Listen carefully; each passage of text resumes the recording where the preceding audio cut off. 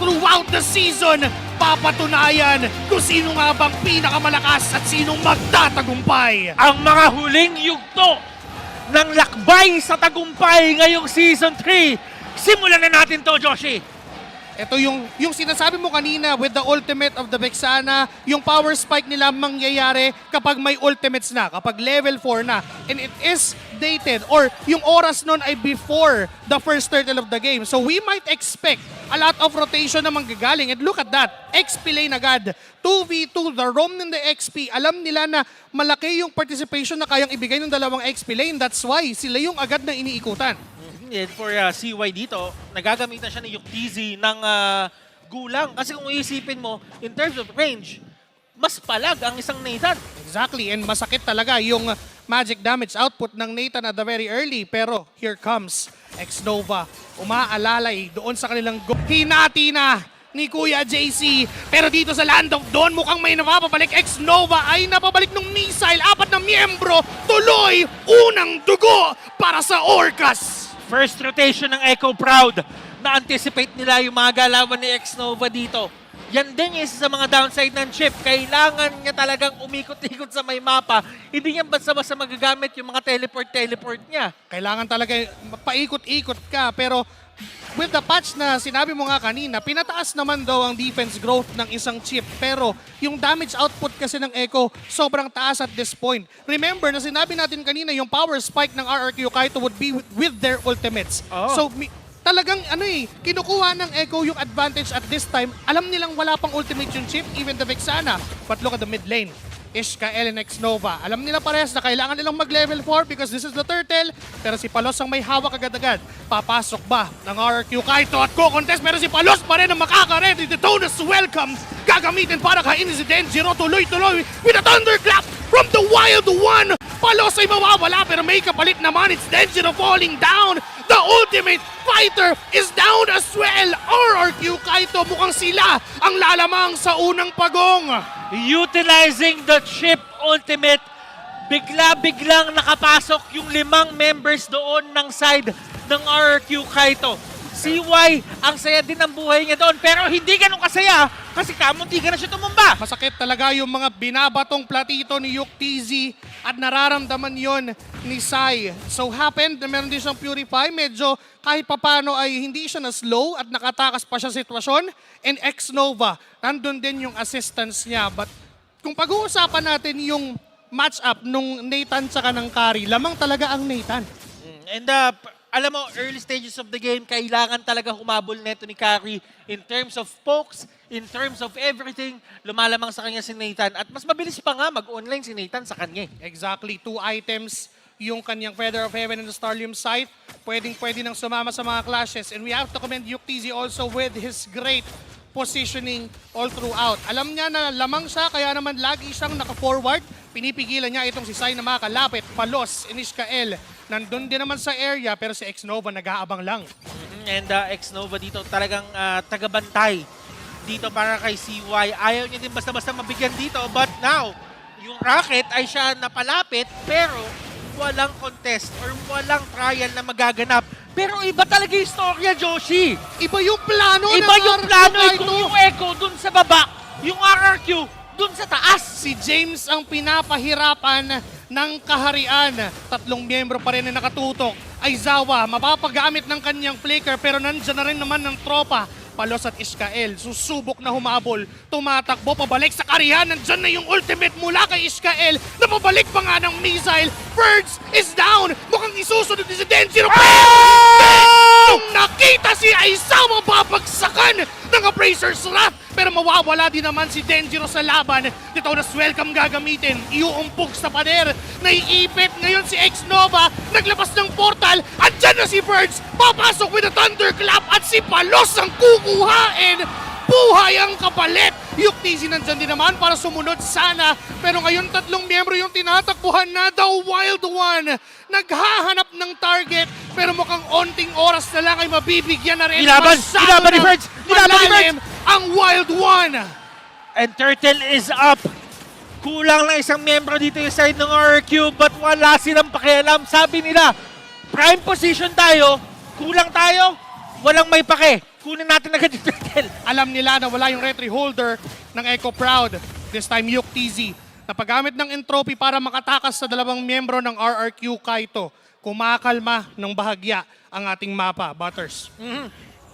Kung ako yung analyst mamaya at kung titignan ko ang heat map ng first 5 minutes, hindi ko alam kung saan ako dadalhin nun. Kung RRQ Kaito, feeling ko doon sa XP lane. Oo. Kapag naman Echo, doon sa gold lane. Kaso kasi may chip. Ay, oo nga. Paiba-iba. Paiba. Kung saan saan napupunta. Kaso nga lang si Palos ay mukhang may ipit na. Nandyan yung mga shuriken na magmumula kay Sai. Enough ba yun para kunin ang buhay? Yes, sir, Iskael. May ipit sa tatlo. Si Xnova nasa likod. Sinozone lang si Yuk TZ. Iskael is down. Dalawa na ang wala sa mga orka. At mukhang dederetso ang tropa ng RRQ Kaito para basagin yung torre sa baba. CY showing us how it's done. Sabi niya, anong matagal ako mag-online? Online na ako ngayon. Kumbaga galawang say talaga, Opa Kaito style. Yun na. Ito na yung plano ng RRQ Kaito ngayon eh. Nakalamang na sila doon sa kabilang side ng mapa.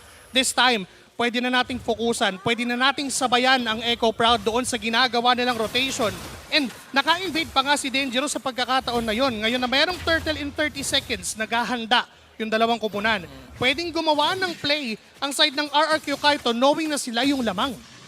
And as you're looking on your maps right now, nakikita natin na nagsama-sama na agad yung side ng Echo. Kasi alam din nila na kaya talagang spread out ng side ng RRQ Kaito.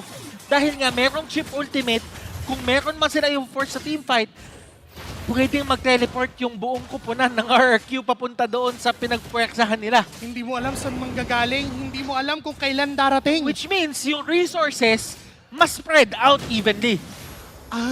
So ang plano talaga ng RRQ Kaito, maging magpakita lang dun sa isa, maaaring sumunod yung iba, Xnova, iba yung target, it's gonna be Aizawa, Palos pa rin ang makakasiguro. Grabe, pwesto ni CY! Nandiyan yung ultimate ni Iskael, James hinabol lang si Mingguin, kaso si Iskael ang paparusahan, tatlo na ang wala sa mga orka, kanila nga yung turtle pero buhay ang kapalit. Denjiro and the others making sure na hindi total win sa Echo lahat ng nakukuha nila. And CY has been a part of the fights since the early game. And ako nagsasabi sa'yo minsan may mga games na hindi na natin nakikita na nag-shine si CY dahil sa bilis ng mga laro. Pero this time around, sabi ni CY, mas active ako sa mga ipapakita ko. Binibigyan ng espasyo, binibigyan ng oras para maging online. 203 on carry ni CY. Brave Smite pa nga yung gamit niya para makasustain at makasurvive. Pero RRQ Kaito mukhang hindi sila yung kailangan mag-survive. Mukhang Echo Proud ngayon yung kailangan magtiis muna. Hanapin nila kung kailan magiging online naman yung Nathan, si Yuk TZ. Hindi sila totally safe 100% even if makita mo yung tao na nagko-cross map na play or nagko-cross map na trade. Hindi ka pwedeng pakampante kasi anytime yung chip pwede talaga sila hatakin.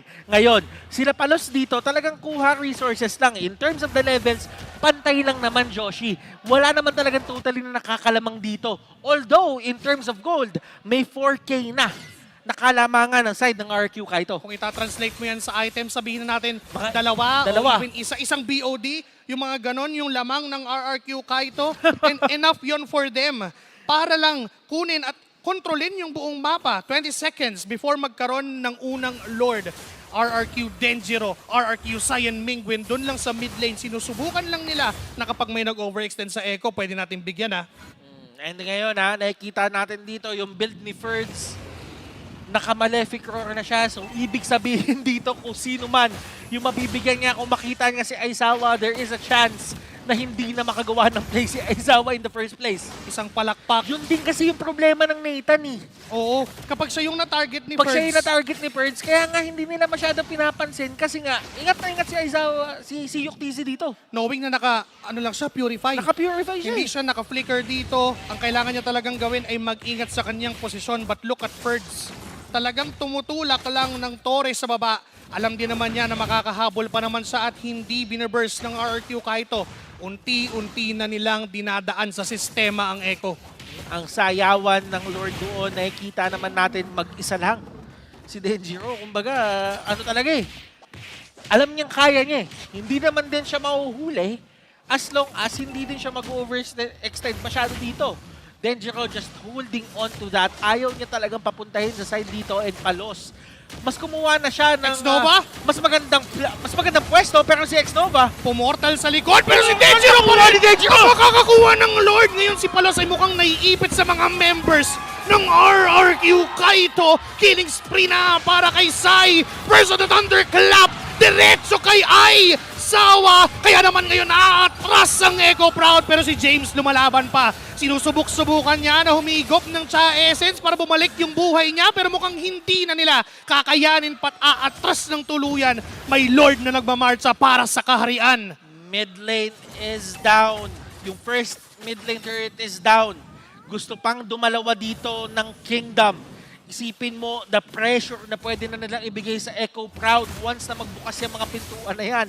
And, katulad nga sinabi mo, may Lord pa dun sa may taas. So, kailangan na mag-turtle defense dito ng side ng Echo. Hindi na sila pwede basta gumawa ng play sa labas. Sabay ang minions sa baba at sa itaas, pero ang target ng kaharian mukhang yung una muna doon sa top lane na may kasama silang Lord. 4 na miyembro laban sa 4. Napagamit na ng ultimate si Yuktizzy. Napagamit na rin si Aizawa ng kanyang Astral Echo. Pero aatras ang RRQ Kaito. Nung nakita nilang hindi pa nila kaya, bigla na lang dumisiplina. Tsaka meron pa yun yung sabog eh. Oh, may Meron- ano may pa. sabog pa yun. Makiklear agad yung mga minions. That's why ginipapagad ng RRQ Kaito yung turret push na gusto nilang gawin. But this time, 7.1k gold lead. Look at the total damage. Xnova, 22,806. Siya pa mismo yung may mas mataas na damage over the other members of RRQ Kaito. Sobrang ma-action niya, Joshi Cakes. Nakikita naman natin na every time na lalaban siya, nandoon siya sa sa backline. Hinahanap niya dito, possibly sila Nathan para mabigyan agad. And kung tutuusin, Denjiro? etong mga ganitong initiation, tingnan mo, nasa likod na naman siya! Hindi na siya pinaalis dito, pero si Yuktizzy ang unang casualty para sa side ng Echo. Make it a 4-man down! At si Aizawa na lang ang natitirang buhay para sa mga Orca. Kaya na bang tapusin to ng RRQ Kaito kasi kumpleto pa sila? May mga minions, birds on the flicker. Papaalisin lang si Aizawa para makuha yung tore, pero yung base ay sisimulang isa-isahin. And RRQ Kaito ang kukuha ng unang laban sa serye na to.